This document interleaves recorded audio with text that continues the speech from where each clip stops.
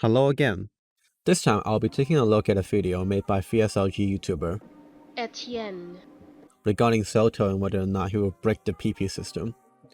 He made some interesting points regarding the topic, so I want to look at them, and in doing so, leading me to explain some of my own opinions on the topic. For some more discussion, you can watch this video made by my good friend 2127, which is a 20-minute discussion between me and him regarding the topic. I'll repeat some of the points made in that video in this one, but I'll provide new points here as well. Similar to my Acer video, you should first watch Etienne. before continuing with this one. But since he made quite a few points that I want to respond to, I cannot post clips from his video, otherwise I would just be re-uploading his video.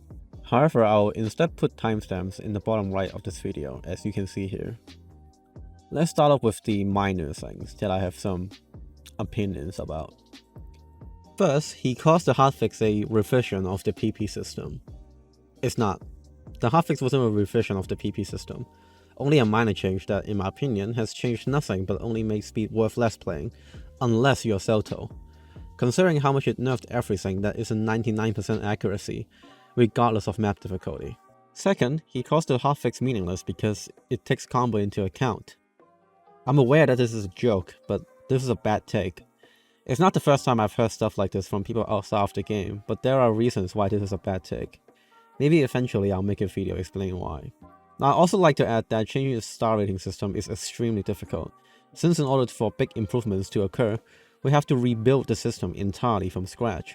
There are fundamental issues with the system as it currently exists, such as sliders not being accounted for, finger control not existing, aim speed, i.e. space streams, if somehow in the speed skill set instead of the aim skill set despite being quite literally aim, and so on. Third, he claims that XELTOL's scores stand out much more after the hotfix. Again, his scores are barely buffed in comparison. The fails may have gone up slightly. We are talking about a 30 PP buff on a 1050 PP score. If we just look at the highest end of scores, XELTOL's 1000 PP plays do get relatively buffed when compared to other 1Ks. However, if we look anywhere outside of the top, his scores do not change much. Not only that, the meta is still disgustingly biased towards aim and diff spikes. And that's pretty much it for minor disagreements. From here on, let's get to the main points. Algorithm, but we'll save that for another video. So let's go under the assumption that this PP system change is the only thing that's going to change for the next few years. This PP system change makes Eterna's scores. This is where the problem begins. I have no idea why this is the premise for the video, to assume that the system will never change, and then to ask the question, will this player break the system, when the system is unable to respond to changes in player skill level or scores, is extremely questionable. Considering that the point of every single PP change we've had since the introduction of PPV2 is to precisely change the system around the player base, and sometimes around one map like in this hotfix. There are two main questions posted in the video. I'll now attempt to answer both of them. Question 1. Is XELTOL breaking the PP system? The video says yes, but I disagree. Yes, I would agree that XELTOL scores are somewhat overweighted by slight amounts. As a speed player, I think I am one, I'll say XELTOL scores are perhaps overweighted by around 30 PP or so currently.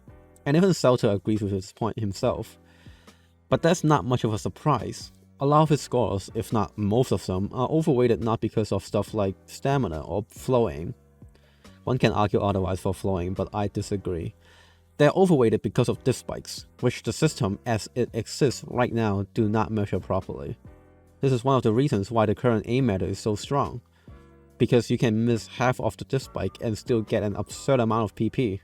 The point about developers needing to have a strong understanding of the game is very true, case in point, this entire hotfix. But I don't think that you need data or similarly skilled players in order to develop a system around the skill set. Of course, if we consider again the absurd premise that the system will never change, then indeed we would need as much data as possible, since we cannot predict future scores or the future player's skill level. However, again, in actuality, the PP system is a dynamic one. There are changes being worked on all the time, whether good or terrible. What matters though is the attempts, and the ability for us to have those attempts. So, in summary, XELTOL is not breaking the PP system because the system changes over time in accordance with the player base.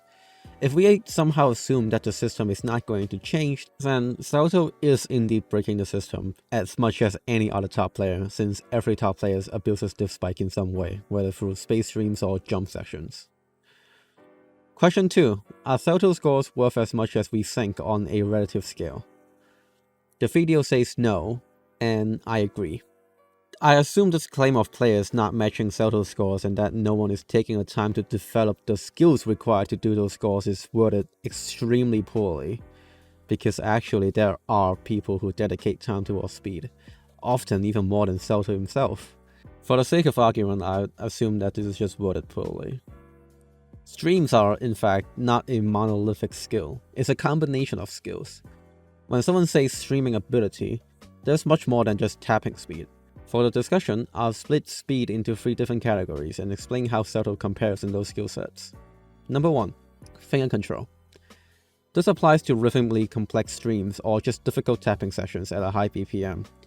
While XELTOL is easily one of the best, there are people who are close, namely Red Pixel and Gaze McGee.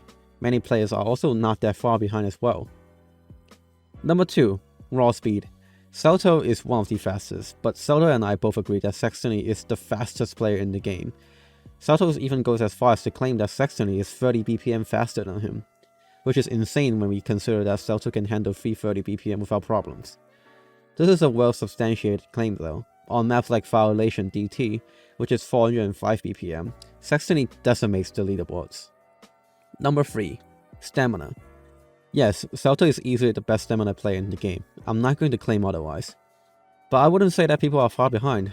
Players like Gaze McGee, the Kush Fanman, Sextony, Job, Jason, and so on are very competent in terms of stamina.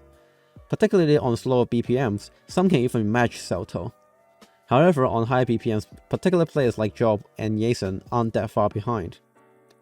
I'll also shout out JPJYLTD here, as he is probably the closest to XELTOL out of anyone in this game, as you can see from his YouTube page. What people consider as speed is often a mixture of these 3 skills.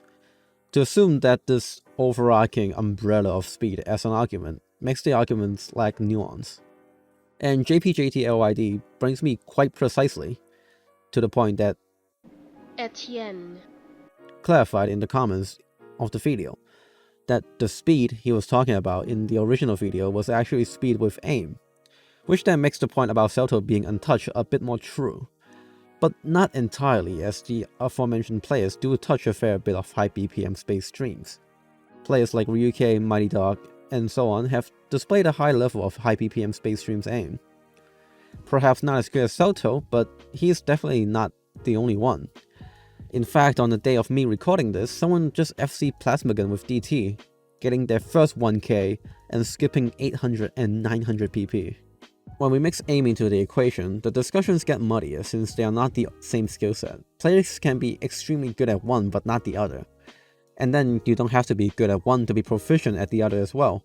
In this particular case, players often do have the aim to do XELTOL scores, but not the tapping. This is a point raised correctly by Etienne. in the video. The question about why there aren't enough high-ranked speed players is a good question, however, which is something I want to talk about. High-ranked speed players do exist, but are rare. I'll say that the reason for this is incentive. There are simply not enough incentives for players to try speed, even for dedicated players. Many players are simply focused on PP, which is something that doesn't reward speed much. Personally, the only reason why I even picked up speed in the first place is because I thought it was cool. And even then, I was still demotivated by how little PP speed gave me at the time when I started. A lot of players simply don't play the game the same way. Of course, this isn't to say that they don't enjoy the game, as that would be absurd, but the difference is there.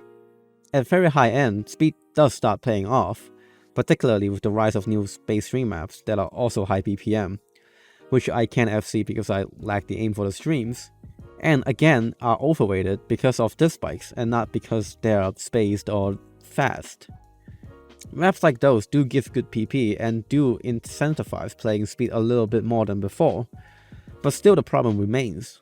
I'm not going to comment much on the content of the example since I don't play other rhythm games and I don't want to look like an idiot.